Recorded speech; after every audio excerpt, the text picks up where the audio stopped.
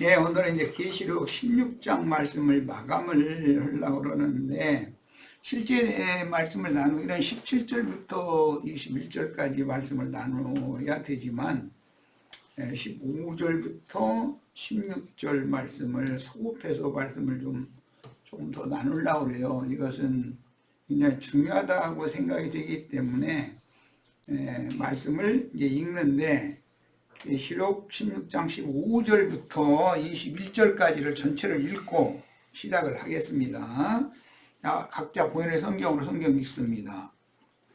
보라, 내가 도둑같이 오리니 누구든지 깨어 자기 옷을 지켜 벌거벗고 다니지 아니하며 자기의 부끄러움을 보이지 아니하는 자는 복이 있도다. 새 영이 히브리어로 아마겟돈이라 하는 것으로 왕들을 모으더라. 여기 이 왕들이 모여지는 것은 천하의 왕들이라고 되어 있죠. 온 천하의 왕들이에요. 자, 오늘 실제 이제 나누고자 하는 말씀은 17절에서 21절 말씀입니다. 일곱째 천사가 그 대접을 공중에 쏟음에 큰 음성이 성전에서 보좌로부터 나서 이르되 되었다 하시니, 성전의 보좌로부터 나오는 음성은 구약 성경에서는 그룹 사이에서 말씀하시는 여호와의 음성을 듣는 것으로, 이건 대제사장이 1년 1차 대속죄일 날 들었었죠. 자, 예시가 됐었어요. 번개와 음성들과 우레소리가 있고 또 큰 지진이 있어 얼마나 큰지 사람이 땅에 있어 온 이래로 이같이 큰 지진이 없었더라. 큰 성이 세 갈래로 갈라지고 만국의 성들도 무너지니, 여기 큰 성은 큰 음녀, 큰 성은 큰 음녀, 큰 성 바벨론을 의미하는 것이고, 만국의 성은 세상 교계들이 각 성마다 세워져 있기 때문에 그 만국의 성이라고 그래요. 만국의 성들이 다 모여져서 큰 성이 된 것이죠. 그런데 이제 세상적으로 만국의 성이라는 것은 문자대로 하자면 여러 처소들에 세워진 사람들이 모여 사는 그 성읍을 말하는 거예요. 도시들을 말하는 거예요. 그런데 그건 문자적인 이제 성인 거고, 성경은 영적 성을 말하고자 하는 것이니까 온 땅에 세워진 교회들은 만국의 성, 그 다음에 그 전체적인 그 연합된 하나의 기독교라고 하는 기독교 자체는 큰 성인 것이죠. 그러니까 큰 성은 많은 성들로 되어 있다라는 것을 이해하시면 되겠어요. 자, 그 다음에 만국의 성들도 무너지니 큰 성이 세 갈래로 갈라지고, 만국의 성들도 무너지니, 세 갈래로 갈라지면 당연히 무너지겠죠, 성이. 기독교라는 건 체제가 이제 이게 세동강으로 이렇게 나눠지기 때문에 무너진다. 이제 결과적으로는 그 말이에요. 큰 성 바벨론이 하나님 앞에 기억하신 바되어 그의 맹렬한 진노의 포도주 잔을 받음에 각 소음도 없어지고 산악도 간데 없더라. 여기 산악이라는 것은 산줄기, 산맥이라고 그러죠. 산줄기라는 걸 말하는 거예요. 또는 이제 산등성이 뭐 이런 식으로도 표현이 되어 있어요. 또 무게가 한 달란트나 되는 큰 지진이, 큰 우박이 하늘로부터 사람들에게 내림에 사람들이 그 우박의 재앙 때문에 하나님을 비방하니 그 재앙이 심히 큽니다. 이때까지도 하나님 앞에 돌이키지 않고 비방하는 자들이 계속 있다는 걸 알 수가 있어요. 자, 문맥의 흐름과 연결성을 이제 이해하신 다음에 자료 말씀으로 바로 들어가겠습니다. 오늘은 자료가 양이 많아가지고 소급해서 다루는 문제 때문에 양이 많네. 오늘 좀 마쳐야 되는데, 16장 15절 보라, 내가 도둑같이 오리니 누구든지 깨어 자기 옷을 지켜 벌거벗고 다니지 아니하며 자기의 부끄러움을 보이지 아니하는 자가 복이 있도다. 이렇게 말씀하셨어요. 이 마지막 때의 경고의 말씀인데, 자기 옷을 지키라라는 말은 어린 양의 피로 빤 옷을 입은 상태로 벗김을 당하지 말라라는 그런 개념이기 때문에 이것은 사실은 세상 끝에서는 믿음을 지키기가 쉽지 않다라는 경고예요.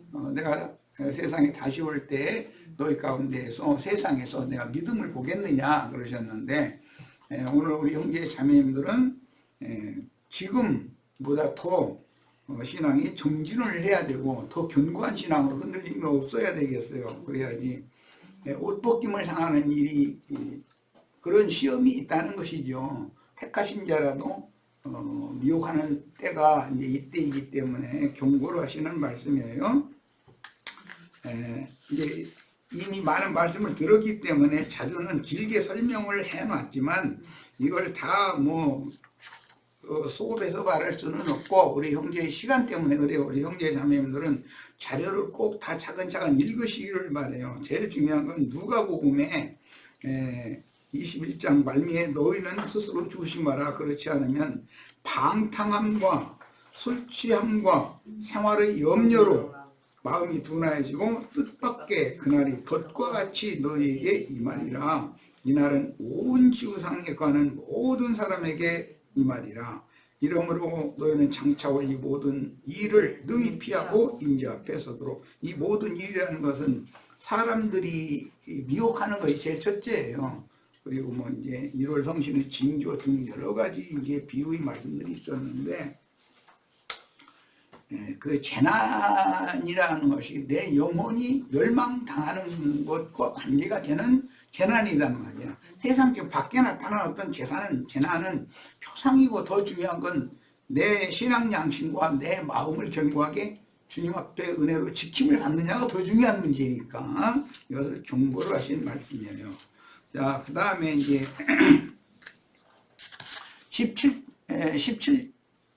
16절로 이제 갑니다.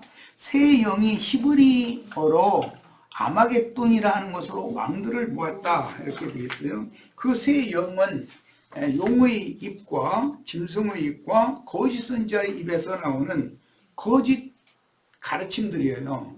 그걸 통해서 온 천하의 왕들을, 이게 이제 그 개구리의 영인데, 거짓말하는 영인데, 온 천하의 왕들을 그 무익도산 골짜기, 아마겟돈 골짜기로 모았다는 거예요. 그런데 동방의 해돋는 곳에서 그 빛의 사자들도 또 큰 강 유브라데를 건너서 그곳으로 모이는 거예요. 양편의 왕들이 한 곳에 모이면 전쟁을 하러 모이는 걸 거 아니에요, 당연히. 그런데 이것은 이미 14장 때 설명한 바와 같이 사실은 이게 공중에서 전쟁을 하는 것으로 돼 있어요. 이제 영적으로 하기 때문에 그래요. 육신적으로는 아마겟돈이라고 하는 걸 형상화시켜서 이제 지상의 팔레스타인 땅의 그 아마겟돈이라고 하는 무기또라고 하는 어떤 조그만 동산이 있고 골짜기가 있다는 거예요. 그래 나는 안 가봤지만 그곳에 양편의 2억의 군대가 모여서 전쟁을 한다는 있을 수 없는 일이에요. 더구나 말 타고 와가지고. 이제 그것은 하나의 표상이고 실제로는 영적 전쟁을 지금 다루는 것이 목적이기 때문에 이것은 14장에서 말씀을 이미 나눈 것처럼 흰 구름 위로 땅의 익은 곡식을 거둬들이시는 주님이 추수된 자들이 있고, 그 다음에 공중 권세를 잡은 악의 영들이 또 자기 편을 불러 모으는 거죠. 그쪽으로. 이렇게 해가지고 실제는 공중에서 전쟁을 하는 걸로 돼 있어요. 그런데 이 공중 하늘이라고 하는 건 이제 창세기 1장에는 궁창이라고 번역이 됐는데, 창세기를 이제 자세히 보면 1장 1절에 보면은 태초에 하나님이 천지를 창조하셨다 할 때 그 하샤마임, 이거 이제 그 하늘이라고 하는 관사가 있는 그 하늘들과 궁창 하늘을 펼쳐가지고 해가 다시 비치게 하는 그런 말씀을 할 때 그 궁창을 하늘이라 칭하셨다 할 때 그 궁창 하늘은 다르다라는 걸 아셔야 돼요. 창세기 1장 1절의 그 관사가 있는 하늘들은 쌍수의 하늘이고 궁창 하늘은 그냥 단수의 하늘이에요. 그런데 그래서 하늘과 하늘들의 하늘 이런 표현이 그래서 나온 거예요. 그러니까 그런 개념을 잘 이해를 하시기를 바래요. 그리고 이제 셋째 하늘 이렇게 할 때 이것은 하나님의 보좌, 하나님의 임재처소가 있는 영광의 보좌를 하늘이라고, 그 하늘, 참 하늘 이렇게 표현을 했어요. 지금 이제 시간을 아끼기 위해서 빨리빨리 설명을 하는데 이런 그 성경의 개념에 대해서 이해를 하시기를 바래요.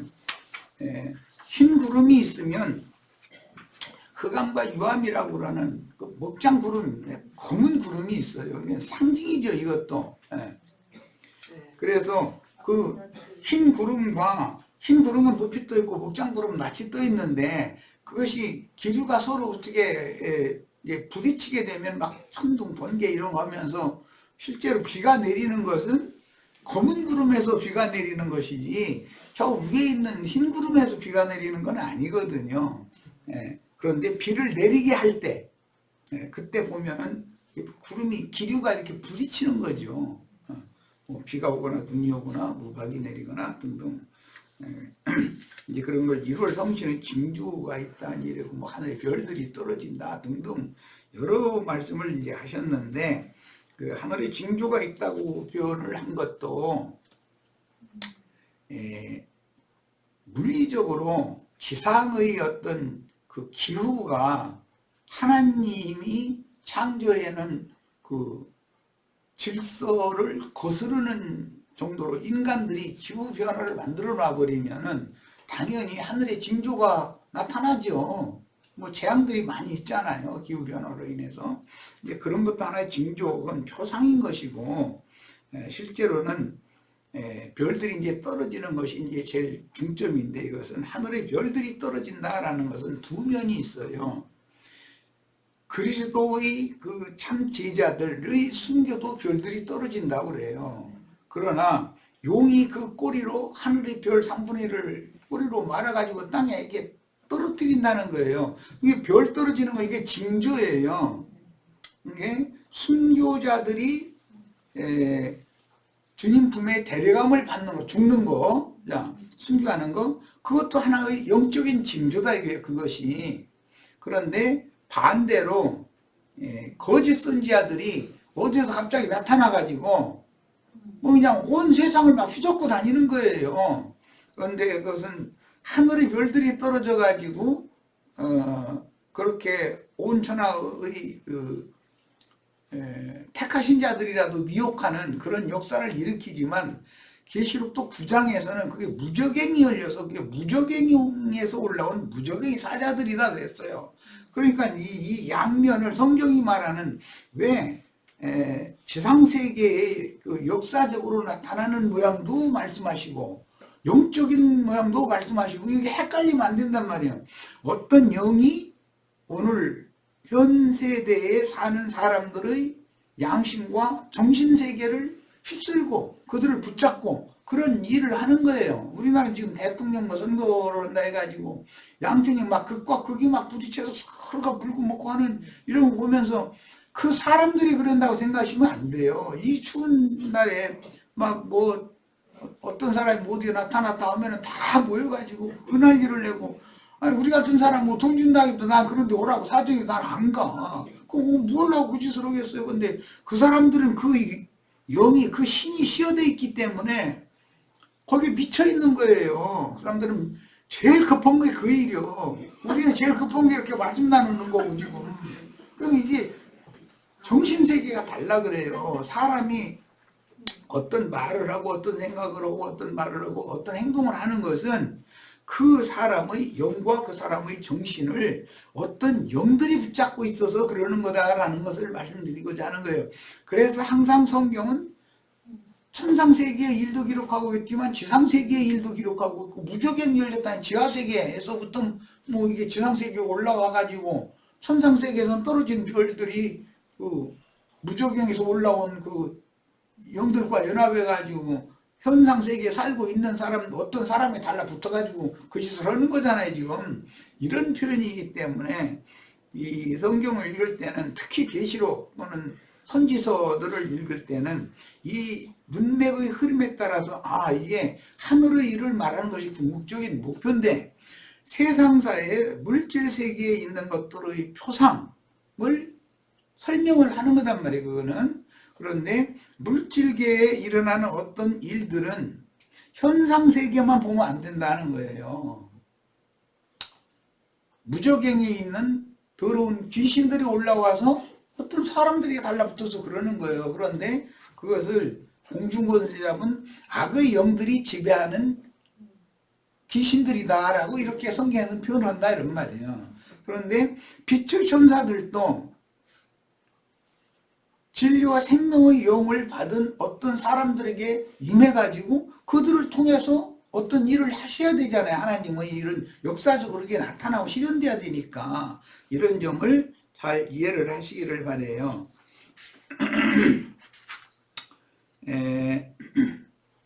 아마겟돈이라 하는 것으로 왕들을 모았다 그랬는데 이제 꼭 소개하고자 하는 말씀이 그 사사기에 있는 말씀을 좀 꼭 소개를 하고 싶어요.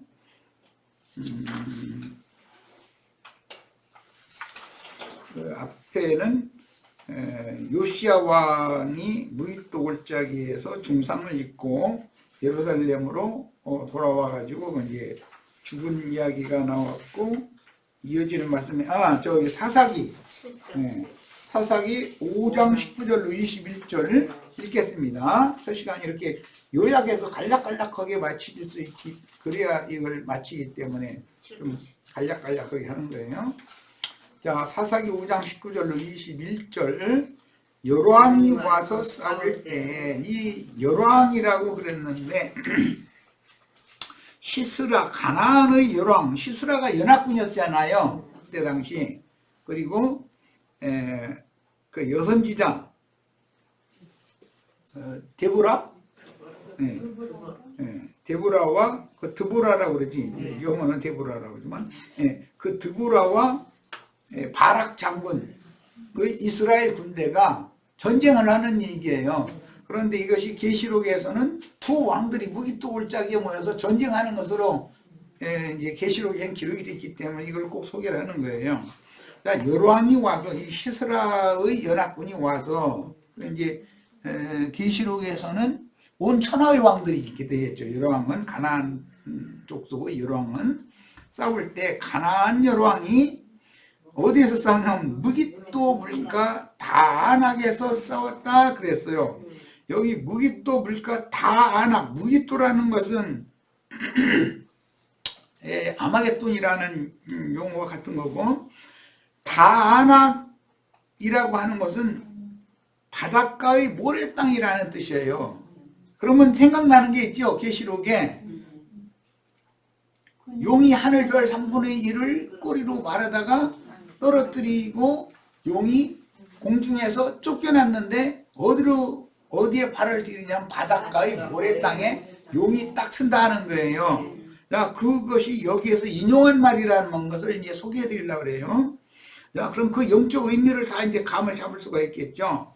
다안악에서 싸웠으나 공중전에서는 일단 마귀가 패했어요. 공중권세를 잡은 악의 영들이 빛의 천사들에 의해서 쫓겨났어요. 그런데 추락해가지고 바닷가의 땅에 딱 쓴 거예요. 자, 그때 당시 여자의 남은 자손들이 있고 여자의 남은 자손들과 세상 사람들이 여전히 남아있는 거예요.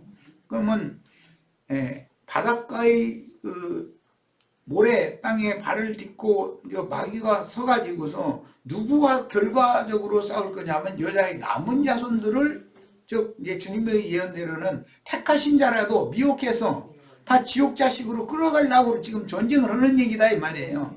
이것은 물리적인 전쟁을 말하는 것이 목적이 아니에요. 물론 사사기에서는 물리적인 전쟁을 하는 얘기예요. 이것이. 그리고 그 열왕기에서 요시야 왕과 그 애굽 왕 느고의 군대가 이게 전쟁을 한 이야기도 물리적인 전쟁 이야기예요. 그러나 이것은 전부 영적 전쟁을 설명하기 위한 표상이다 이런 말이에요. 이걸 내가 지금 소개해 드리려고 그래요. 다안악에서 싸웠으나 돈을 탈취하지 못하겠다. 아니 이스라엘 군대는 뭐 전쟁을 하는데 돈 가지고 다니면서 전쟁합니까? 시스라의 군대 여로왕의 군대가 이스라엘과 전쟁을 하는데 바닷가의 이 모래 땅에서 이제 전쟁을 하는 거예요. 그런데 여기서는 무기토 물가의 단악이라 그렇게 돼 있어요. 그런데 전쟁을 하는데 이스라엘 군대가 이스라엘 군대에게서 돈을 탈취하려고 전쟁을 일으킨 거예요, 지금. 그런데 돈을 탈취하지 못했다는 거예요. 이 말을 잘 생각해 보세요.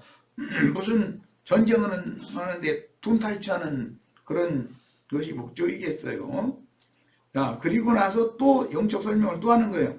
별들이 하늘에서부터 싸우되, 그런데 이 하늘은 궁창 하늘이다 이거예요. 흰 구름에 앉은 주님께로 데려감을 받은 동방에서 오는 왕들과 무저갱이에서 올라온 악귀들의 그 무저갱의 사자가 공중권세를 그때 잡고 있었기 때문에 어둠의 세력, 어두운 구름, 이제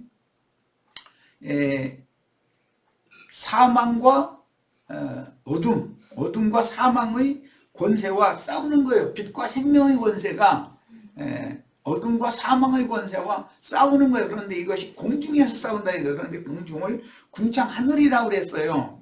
자, 그 의미를 잘 이해를 하시기를 바래요. 거기서 싸우되 이것은 구름끼리 부딪힌다. 내가 이제 이렇게 설명을 했었어요. 그 다니는 길에서 시스라와 싸웠도다. 그럼 하늘에도 하늘이 그 별들이 다니는 길이 있다. 이제 그 말인데, 그것은 별들이 뭐 이제 운행하는 것은 하나의 표상이죠. 수많은 별자리도 움직이니까 이제. 자, 그러면은 정상 궤도를 돌지 못하게 하고 그걸 부딪혀서 깜깜한 흑암으로 돌아갈 어떤 별들이, 하늘에서 별들이 전쟁하는 거예요. 말하자면은 이제 이게 비유죠. 이게 별들이 다니는 길에서 싸운다 그랬어요. 아니, 앞절에는 무기토 물가 단악에서 싸웠다 했고, 그걸 설명을 할 때는 별들이 하늘에서 별의 길을 가지고서 서로 싸웠다라는 거예요. 이렇게 설명을 하고 있어요. 그러니까 성경이라는 것은 항상 어떤 영들의 역사로 말미암아서 어떤 그 세대의 어떤 사람들이 그런 생각을 하고 그런 말을 하고 그런 행위를 한다 이거예요. 벌거벗은 말라 피 뿌린 옷을 벌거벗김 당하지 말고 옷을 지켜라 이랬는데, 이것이 결국은 전쟁이다 이 말이에요. 영적 전쟁을 말한다. 이걸 내가 지금 설명하느라고 그래요. 내 자신의 신앙을 변절하지 않고 끝까지 잘 지킴을 받는다라는 것이 이게 어마어마한 전쟁이라는 거예요. 개인적으로 보면 육체의 소욕과 성령의 소욕은 부딪히게 돼 있어요.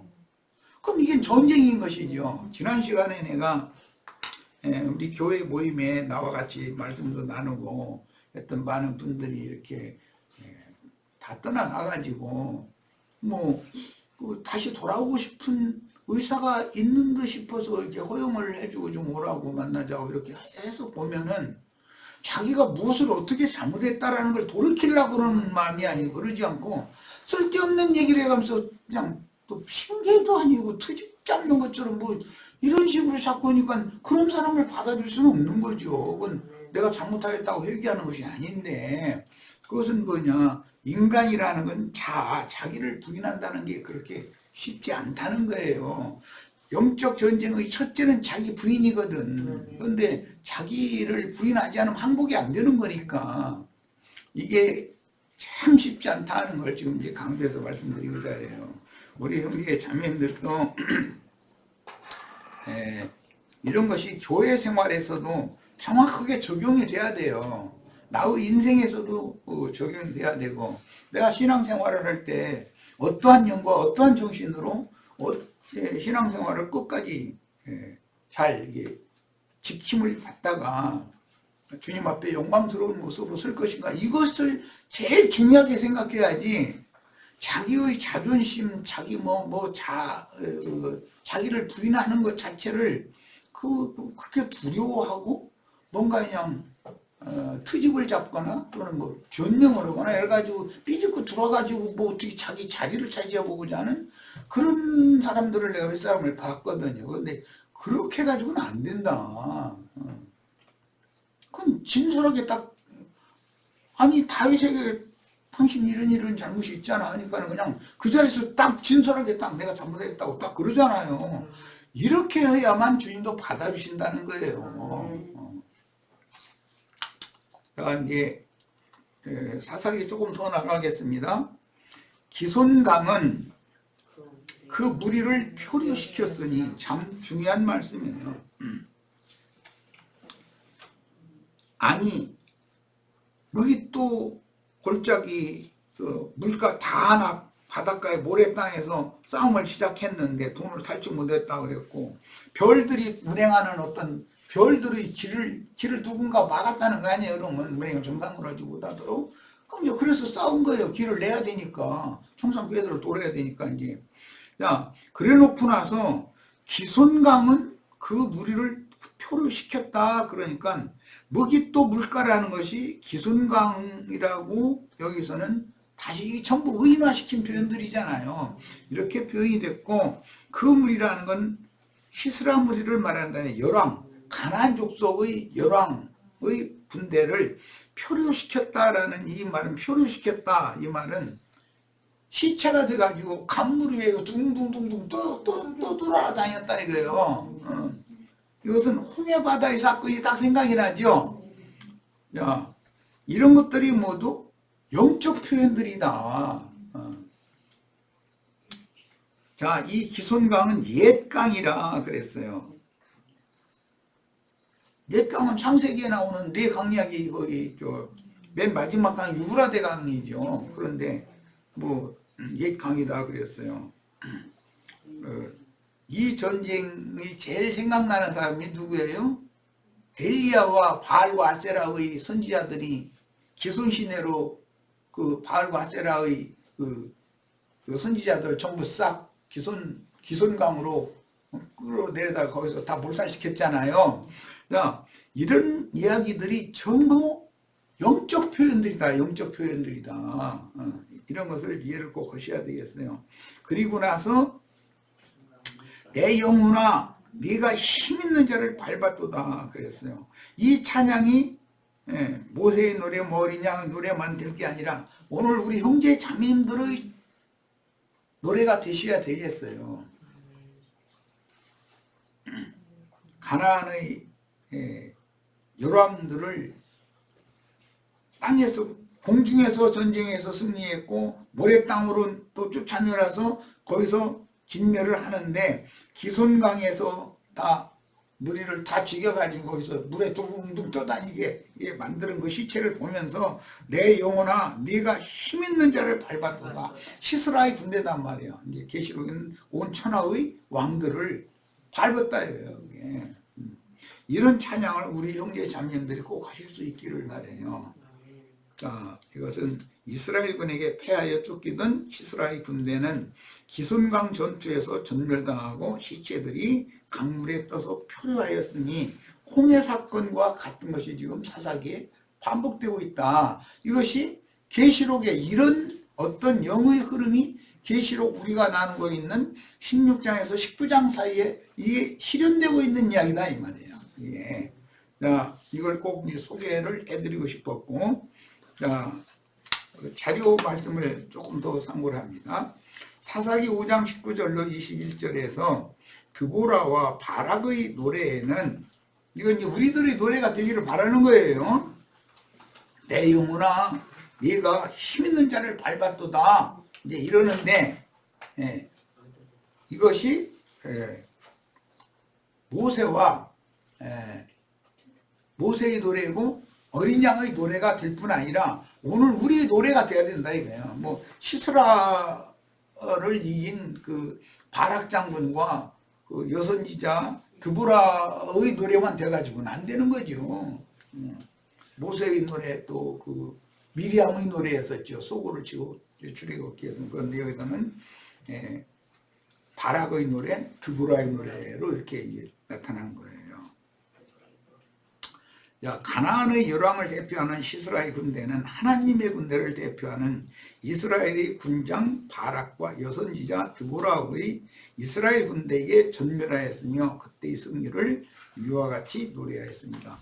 이 노래 말씀을 자세히 지금 살펴보면 물리적인 전쟁이 목적이 아니죠. 영적 전쟁을 지금 말하는 것이다라는 거예요. 이건 신앙 싸움이에요. 이 신앙 싸움을 잘 이기는 자만이 세상에서 믿음을 잃지 않고 주님이 다시 오신다고 예언하셨던 그때 주님 앞에 견고한 믿음을 보일 수가 있다 이 말이에요. 그것이 영광이 되고 자랑이 될 수가 있는 것이죠. 자, 특히 사사기 5장 21절의 노래에서 내 영혼아 네가 힘있는 자를 밟았도다 라고 노래한 말씀은 미가엘의 군대가 되어 원수인 용의 군대를 멸하고 주와 그 그리스도의 왕국을 세워야 할 사명을 맡은 우리에게 깊은 영적 깨우침을 주는 노래 말씀이다. 모세와 미리암이 노래를 한 그 노래는 다 표상이죠. 물론 사사기에 지금 바락과 드보라가 이 노래를 하는 것도 이것도 표상이에요. 계시록 17장에서 19장에 나오는 여기의 승리의 찬가를 부르는 자가 우리들에게 이게 적용이 돼야 된다 이런 말씀이. 이건 영과 그 정신이 어디로부터 온 누구의 영을 받았느냐와 관계가 있는 거예요. 가나안 열왕이 무깃도 골짜기에 모여 이스라엘이 사사 드보라와 동역하는 군장인 바락의 군대에게 패할 때 노래하는 자인 드보라와 바락이 자신들의 영혼에게 내 영혼아 이러죠. 네가 자신들의 영혼이 힘있는 자를 밟았도다. 힘있는 자가 시스라잖아요. 그 가나안의 열왕의 총사령관이 시스라였죠. 이제 그걸 밟아버렸다 그랬어요. 이렇게 표현했으므로 무깃도 골짜기의 큰 전쟁은 영적 전쟁을 상징하고 이것은 영적 전쟁에서 승리한 자들의 승리의 노래, 승전가를 말한다라는 것을 우리는 알 수 있다. 성경 자체를 통해서. 이런 표현은 당시의 역사적인 전쟁이 분명히 가나안 왕 시스라의 군대, 가나안의 열왕이니까 가나안의 연합군의 이제 총사령관이죠. 오늘날 만에 전쟁한다면 미국 대통령과 러시아 대통령이 둘이 이제 실제는 두 사람 대표로 전쟁하지만 거기에 많은 머리가 이게 어떤 나라들이 이렇게 협력할 거 아니겠어요. 그런 세상의 전쟁은 영적 전쟁에 대한 표상일 뿐이다. 결국은 내가 여러 번을 말씀드렸지만 우리 형제 자매님들은 기독교계 전체와 한 번 이것은 최후의 그 승패를 가르는 마무리 전쟁을 할 수밖에 없게 되어 있는 거예요. 이것은 하늘이 정해놓은 바예요. 그래서 우리 형제 자매님들은 무기를 칼을 갈고 창을 이게 잘 갈고 기름칠하고 잘 해서 해놓으시기를 바랍니다. 군대 가면 군대 갔다 온 형제님들은 잘 알겠지만 훈련 끝나고 저녁 먹여놓고 나면은 이제 내무 생활로 취침 전까지 내무 생활로 들어가는데 첫째 하는 일이 자기 개인 소화기 경기 수리하는 것이거든. 딱 분해해가지고 기름칠 싹 해가지고서 내일 전쟁이 지금 당장 전쟁이 나서 실산 장전에서 딱 쏘면 총알이 잘 나갈 수 있도록 준비를 다 해놔야 되거든. 그러니까 밥 먹고 나면 하는 것이 자기 총 분해수리해서 그 기름칠해서 그거 닦고 그러고 나서 이제 그거 다 하고 나면은 이제 점호가 있죠. 이제 그 일과를 마치는 점호해가지고 하나도 이탈한 사람 없는지 이제 확인하고 나서는 지침하고 이제 이렇게 이거 이제 군대를 한번 늘 하는 일이 밥 먹고 하는 일이 그거니까. 낮에는 훈련하고 저녁에는 총 닦고 나는 포병부대에 있었기 때문에 개인 소화기는 당연히 닦아야 되지만 이제 낮에 하는 일이 훈련이 없는 날은 바퀴까지 다 닦아야 돼. 반들반들해야 돼. 만약에 그 전보대장이나 포대장이 와가지고 딱 지적했다가는 저 포반장 불러다 놓고 아무개 중사, 아무개 상사 이게 뭐 하는 짓이요? 한마디 딱 했다가는 그날은 그건 뭐지? 죽어나는 날이지. 자동적으로 해야 되는 일인데 그걸 해찰했기 때문에 지적받으면 큰일 나는 거죠. 그렇게 하급 부대에서 일반 그 하급 부대에서 그렇게 전투 준비를 철두철미하게 해놓고 있는지를 또 더구나 상급 부대에서 뭐 이제 사단장이나 뭐 어떤 때는 1년에 한두 번씩은 뭐 군단 검열 이런 것이 나오거든. 와서 그냥 세밀하게 보거든. 당장 전투가 벌어지면 전투에 즉각 투입돼서 이 무기를 잘 활용할 수 있는지 이것을 그 전투 태세가 갖춰져 있는지를 점검을 안 할 수가 없는 거죠. 군대인데. 요새도 뭐 군대 생활 그렇게 철두철미하게 하는지는 모르겠지만 뭐 내가 군대 생활할 때는 6.25 전쟁 만난 지 얼마 안 되니까 또 더 철두철미했던 것 같고 그런데 당연히 그렇게 해야 되는 거예요. 그런 것처럼 우리 형제 자매들 내가 계속해서 성경 읽으라 강조하는 것은 창칼을 계속해서 닦으라 이래요. 자기 개인화기 병기 수리 다 하고 공용화기 뭐 포나 기관총이나 뭐 이런 거 있으면 그 누구나 다 다룰 줄 알아야 된다. 성경의 어떤 구절 어떤 말씀 이것을 다 자유자재로 병기를 다룰 줄 알아야 전투에 투입을 하면 안 죽죠. 병기를 다룰 줄 모르면 전투에 투입하면 뭐래요. 내가 뭐 이건 이상하게 딴 얘기가 버렸네. 이제 군대 생활이든지 뭐 물론 정원교육이라고 교육시키느라고 한 얘기인지 모르겠지만 그 전방 그 전투가 벌어졌는데 고치 전투가 벌어졌는데 그 참호 속에서 얼굴도 내밀을 뭐 죽을 가면서 못 내밀고 저 창고에다 대고 총을 쐈대잖아요. 그러면 거기 안 가. 거기까지 보려고 갔어 그게. 아니 적군이 어디쯤 어떻게 오는지를 보고 조준을 해서 정확하게 해서 딱 사격을 해야 하는 것인데 창고에다 대고 뭐 그런 얘기도 참 많이 이제 들었는데 우리 형제 자매님들은 전투 준비를 다 잘 할 수 있기를 바래요. 성경을 부지런히 읽으셔야 돼. 제일 중요한 건 이거예요. 자, 이제 이런 전쟁사라는 것은 사실은 영들의 전쟁, 하늘의 전쟁을 상징해서 여러 가지로 이렇게 지상의 전쟁사를 기록하고 있다.